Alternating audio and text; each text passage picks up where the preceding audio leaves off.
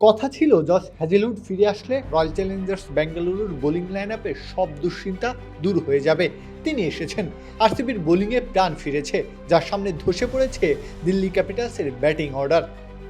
প্রথম কয়েক ম্যাচে খেলতে পারেননি ইনজুরির কারণে, এরপর ফিরে আসলেও তাকে নিয়ে যে আশা করেছিল আরসিবি সেটা পাওয়া যাচ্ছিল না।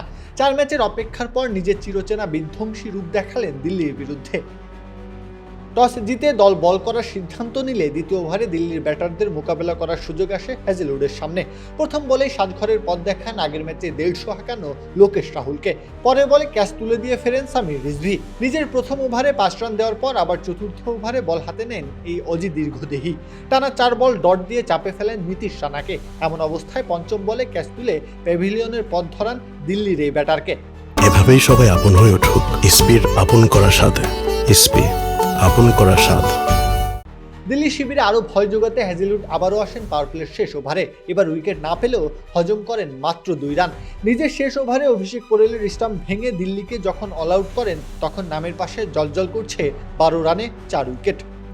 তিনি কতটা ভয়ঙ্কর হতে পারেন সেই ধারণা সকলেরই আছে। তবে শুরুর ম্যাচে 4 উইকেটের শিকারে দর্শকরা কিছুটা যেন ভুলতে শুরু করেছিল হ্যাজেলউডকে। তাই তো পরাক্রমী রূপে ফিরে এসে জশ রেজিনাল্ড হ্যাজেলউড বললেন, নামটা ভুলে যেও না। প্রত্যহ কাব্য, খেলা 71।